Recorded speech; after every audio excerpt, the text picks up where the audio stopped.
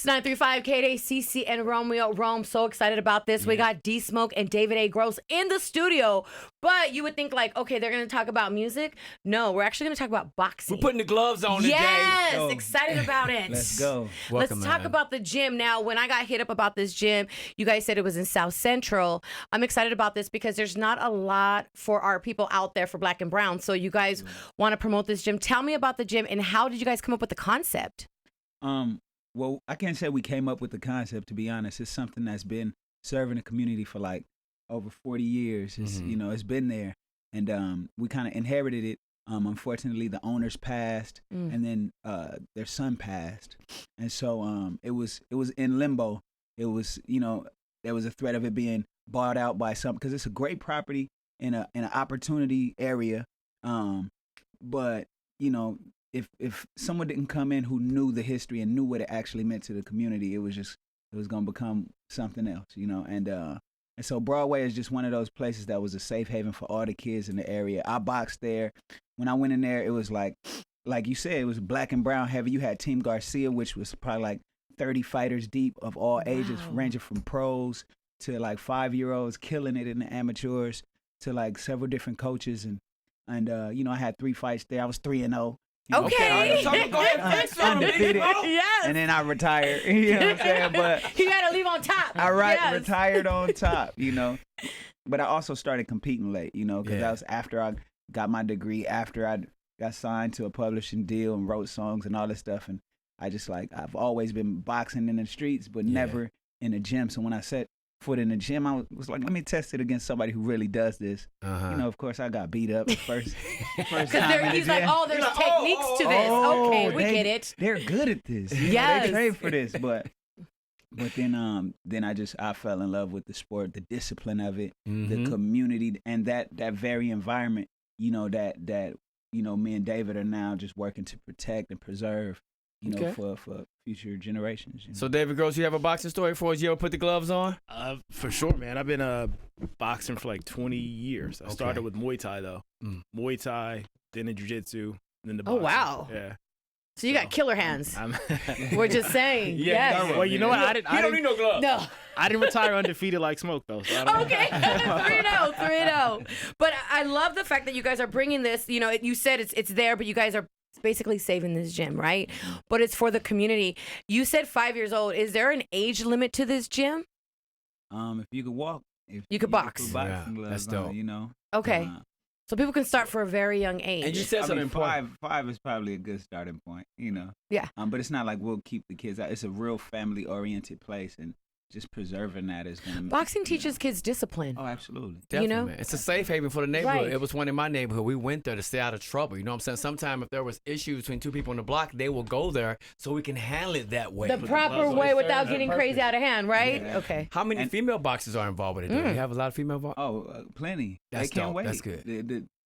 I think it's like, it's just so liberating for the female community that are just like, for women to come in and just to get that energy out, because so much of how women move through the world, you know, they start to feel like they're supposed to shrink into a lesser existence when that's not the case. And then you step into a boxing gym and it's like, so empowering. It's empowering. I got that energy, and I just feel confident. You know, fighting is just such a dope metaphor for life.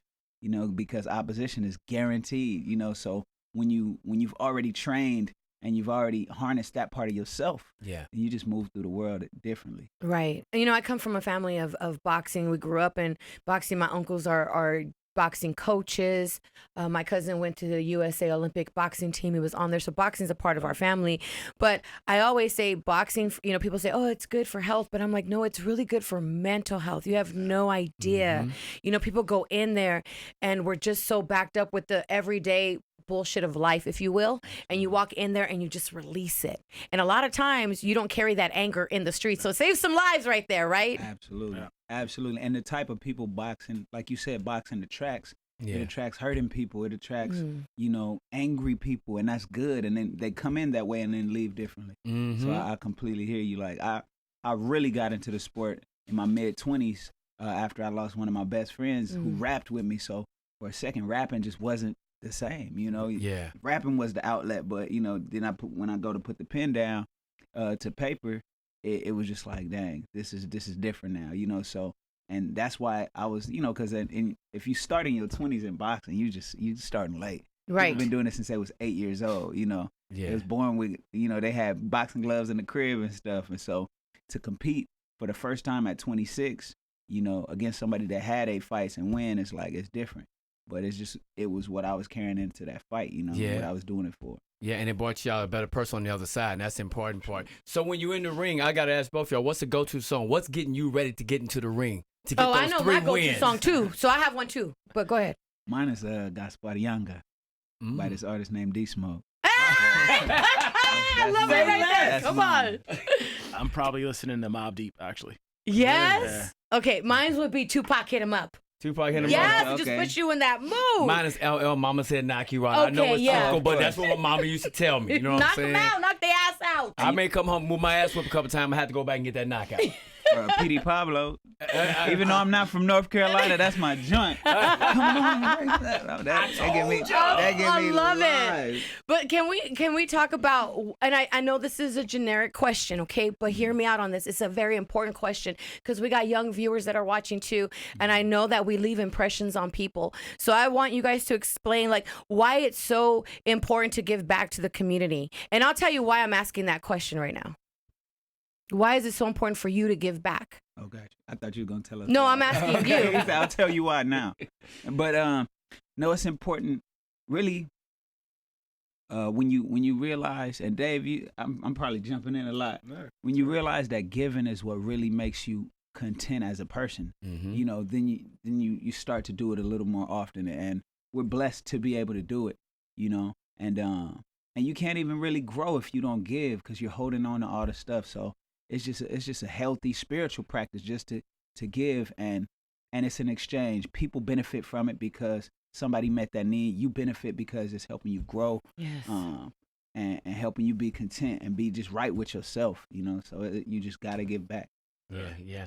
I got to ask you this, David Grossman. What's one of the most important things you've learned for us lesson in life? Like there's a certain experience that you hold with you and say, I hold it on this level and I want to make sure I learn from it, I do better from it, and I teach because of that moment.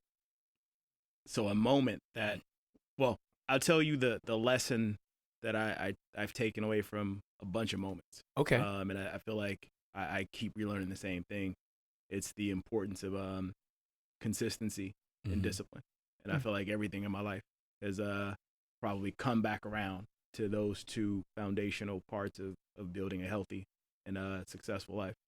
Okay. So, and then I want to touch on Cece's question about the importance of giving back to the community. I don't think you can have a healthy community, you know, if you don't have shared knowledge, shared energy, resources, and love. And so giving back is just the definitional part of it. And we Absolutely. our communities don't thrive, they don't grow, they're torn apart, you know, if we don't have people constantly giving into it. You know? Right. And the reason I say that is because I was in Inglewood last week and we were doing something with tech. So I was with a bunch of students and I said, look at your beautiful brown and black faces, so beautiful. And a kid came up to me and he said, are you being racist? And I said, what do you mean, baby? I'm saying black and brown is beautiful. I said the word beautiful. He said, well, I never heard that before, so I thought you were making fun of us. Wow. They never heard that they're beautiful. That hurt me. And that's why it's so important for us to give back and to let these kids know that black is beautiful, brown is beautiful, stand up in who you are and be proud of it. But this kid never heard of that. He never got complimented, so he thought we were making fun of him. Crazy. It's deep though. It gets deep in these hoods. It gets deep in these cities. So I love the fact that you guys are doing this boxing gym, and because you are D Smoke of Inglewood, you know how many kids are going to want to go and just be part of the gym. Absolutely. And just that positivity you could give them is beautiful. Absolutely. What's crazy is that gym was full without, you know, I was there, but I wasn't the D Smoke that people know now, you know, at that time, and it was full, you know, so just imagining what it can be now that we put that energy into it. You know, I'm blessed to be in the position I'm in, you know, and, you know, as well as David having his experience building businesses, investing in communities, like it's going to be something special. The pro boxing community is waiting for us, you know. There's so many like films that have been like made in there and all kind of things. So it's just to be able to preserve it and open it back up to the community with a couple touches, you know. Yeah. Can you tell us about these touches when we walk into this gym? You know what? I didn't get to experience the gym before when it was open. Mhm. I never got to feel the energy. I just know everybody in LA is kind of 1 degree of separation from Broadway boxing if you talk to somebody about boxing. So from what I've gotten from Smoke and from Perico, we have to preserve that energy and that aesthetic. But obviously we're coming in as new owners, and we're going to revamp everything. Everything's going to be new. Everything's going to be fresh. I think one of the questions you asked earlier was like, how many women are going to be involved? Yeah. Well, one of the first things you're going to feel when you walk into the gym, it's going to be very friendly for women to come That's in. good. And you know, from the lockers and shower and the bathrooms, you know, the women's room is going to be beautiful. So we want them to feel comfortable and to bring that energy in. But And safe. yeah, Mhm. safe. But the classes and the programming is going to be new. You know, the gym was always for pros or amateurs or aspiring pros. Yeah. We definitely want to retain that, but we want to open it up to the community, just people who want to go because they need an outlet for mental health, Yes. or they want to get in shape, or just Or because sometimes they boxing is a vibe. Yeah, Mhm. it's a Boxing vibe. is a Sometimes they vibe, just yeah. want to make some friends, you know? Exactly. You know, but it's funny because here's a quick funny story. You know, I was supposed to do a celebrity boxing with Octomom. And I trained for 3 months, and we were getting closer to date, and she ends up pulling out. But the minute I found out she pulled out, I stopped training. I said, I'm good. She quit? Okay, good. I'm wrapping it up too. Training was so hard. Being a boxer, like You people gotta be don't. dedicated. Yes, You gotta be Romeo. dedicated to the It was cause. hard for me. It was tough Yeah. boxing. It's a lot. It's a lot on the body. It'll teach you how to eat right, how to get rest, how to, you know what I'm saying, how to call it a night, you know, like Yeah. boxing tests you, you know, so. It really does. It really does. It tests your patience because you want to be so good so soon. Like I got a 9-year-old, right? Taekwondo. Put him in his class like a month, and he was bored because he didn't want to go through the process. Yep. He wanted to switch to boxing. I said, boxing's going to have the same kind of process. You're not just going to get in the ring and do your thing. You got to learn. There's levels to this. Yeah, So people just even want to some- go in and box. There like, isn't. But I don't just put the glove. No, this ain't a VR game. Like, no, it ain't what it is. You know, so even I'm teaching that at home about patience, and it teaches all of that. But I want to take time and salute both of you cats, man, because Yes. it's so easy to be successful and then go away from your hood, but still shout it out, put it on the record, maybe show us some love every now and then. But the fact is still make sure things are happening within the neighborhood just says everything. So I just want to take time to shout you out. And I'm having a flashback when you and I first talked in Vegas. I think you were there. There was a fight, and then you had a chance to chop it up. Yeah. And I was like, yo, this dude's energy is different. It's special. Thank And obviously it is, because look what we're doing now and what you're still doing. So Thank I think it's dope when you can walk around and people feel goodness off of you. That's dope Mhm. because we don't get that a lot. We don't feel that a lot. So when you carry that with you and people feel that, anybody that comes in contact with you, we just feel that goodness.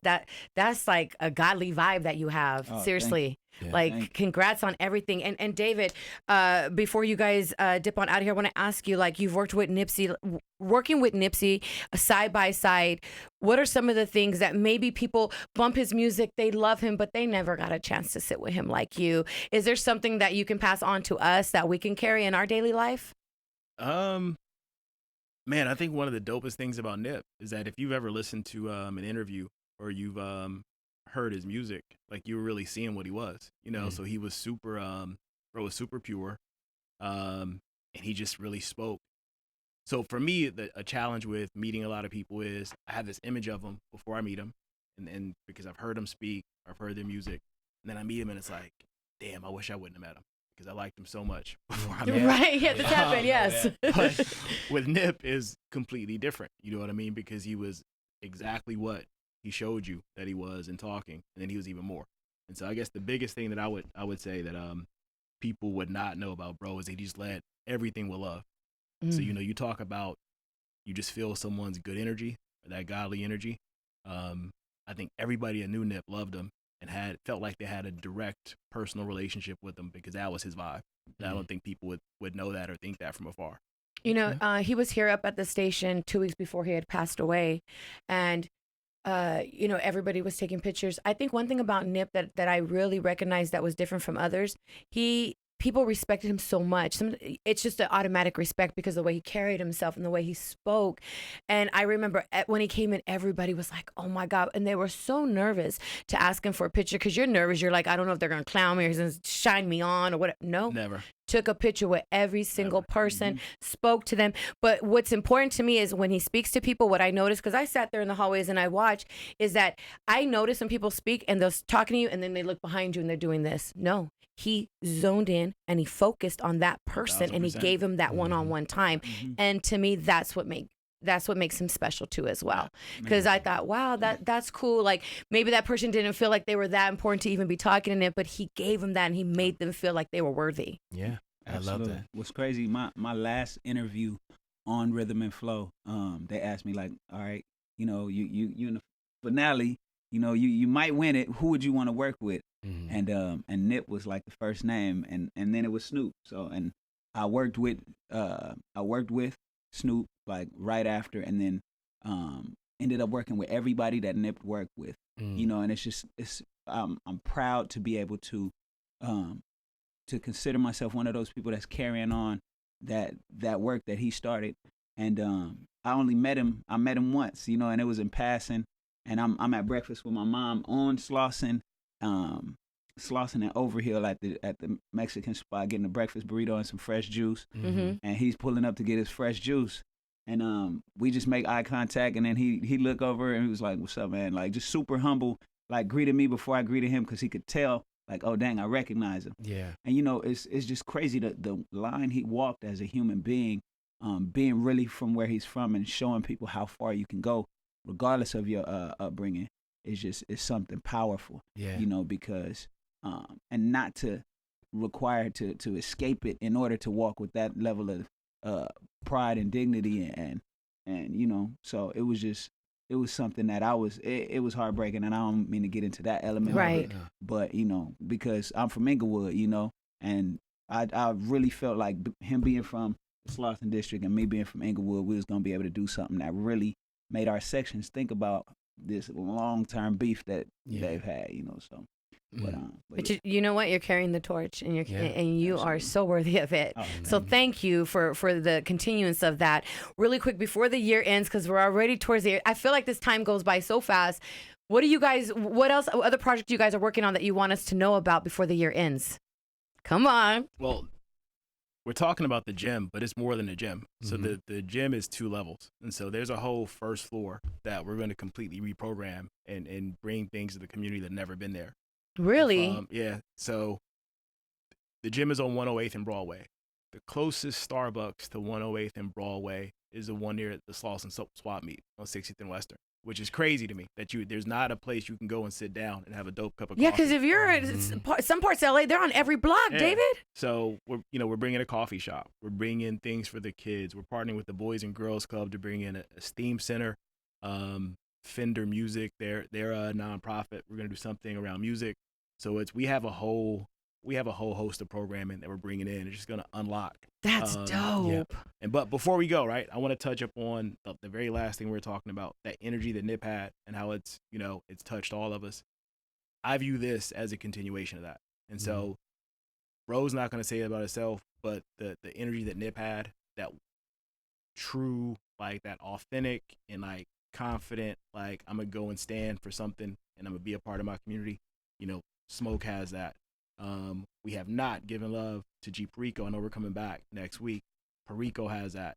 And the reason that I'm in this situation with Broadway Boxing and I'm excited about doing it is because I have people from Perico's from the neighborhood. Smoke has been connected to it because he was really there learning how to box. Right. Really committed to it.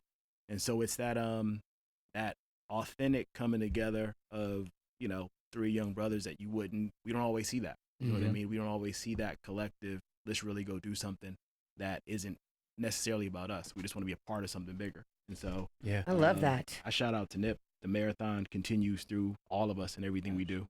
And shout out to Perico, man. Yeah, big shout out to Perico. And what you guys are doing, you're just showing everyone else that it's possible. That people can come together no matter where you're from, where you grew up at. You know what I'm saying? You can grow together at some point. So I salute y'all on that as well, man. I mean, when you come from the struggle, our lives just parallel. It's just what it is. Our lives parallel no matter what. Yeah. You know what I mean? We go through the same struggles, that you guys go through. And it's just so crazy. I feel like everybody has that same pain. This is just now an outlet that we can focus on and we can go. And I will be there at the gym. I don't know if I'll be practicing all the time, but I will be there. gonna do some And good work. Listen, I'm gonna go hold ahead the and mitts try. for you. I'm gonna hold the mitts for you. If you hold the mitt, Hey. I will spar. This is a free mitt session with D Smoke ticket. Okay, Okay, here we we go. see It's that right invisible. now. Over right It's now. invisible. Wait. I'm passing it your And way. I'm grabbing There it is. right now. All right. We're definitely When you gonna do pull up to that. Broadway, we're gonna make it happen. Before we go, you said you come from a boxing family. Who's your favorite boxer? Oscar de la Hoya. That's Let's what's up. go. Yeah, What about I have to say Oscar de la Hoya, but I also have love for Fernando Vargas and his sons and what he's doing, and I think Fernando Vargas is amazing as well. So yeah, I do come from a boxing family, and we'll be in there. Oh yeah. Yeah, and definitely. anything when you guys are offering, when you're including music and stuff for the community, we're That's giving gonna you be that always. invisible pass with us. Yeah. That's Call gonna us be always. whenever you want. That's what's up. It's automatic. We'll come set up. We'll bring some speakers, man. We do what we do while y'all do what y'all do, and we'll do it together. Yes. There we go. That's we easy. we definitely talk about it takes a village, and this is the village right here, and it's Yeah. very strong. And so we're having a re-grand opening, right? Isn't it October 22nd? Can we talk about? not a grand opening. We got some work to do before we open. What we're having is we wanted to announce. Okay, that can we new- announce it here? Yeah. Okay, come on. perfect. We wanted to announce new ownership, and that we're there to be a connected part of the community. And so we're having a neighborhood give back. So it's a block party for the kids and families in the neighborhood. We're giving away at least 500 backpacks. Oh, wow. All the school supplies that kids who haven't gotten their stuff will need. Giving away clothes. It's a carnival theme, so we're gonna have carnival games, face painting, the balloons, the popcorn, everything. You know what I mean? Just Yes. a vibe for all the families in the neighborhood and all the kids. And something you touched on earlier, CC, you said the words black and brown. We really want to lean into that, emphasize Absolutely. black and brown Mhm. together. The neighborhood is black and LA is black and brown. You Straight know what up. I mean? Mm-hmm. And so it's important for us to embrace that and lift each other up. And when does the whole event start on October 22nd, so everybody can make sure they're there on time? It's 11 to 2. Okay, there it is. 11 to 2. Don't be like me. I'll pull Pull up up. at 1 Yeah. o'clock. Right. That's a short window. Backpacks Y'all is pull up. gone. Yeah, man. wait, Come what on, happened? Yeah. No, get out there. Yeah, Backpacks, definitely. carnivals, kids, boxing. It's fun for the family. And where is it at again, so they know? 108th and Broadway. Yeah. Outside of Broadway Boxing Gym. Oh, man, there it is. All Yeah. right, man, we If you want to appreciate y'all see D pulling Smoke, up. hey, any kids they want to see D Smoke, they want to see G Perico, they want to see a lot of their favorite artists and athletes. Yeah. Everybody's gonna be there today, so pull up. Yeah, D Smoke will have the smoke that day. Hey, I'll be there. Yes, there it's KDAY. Come on.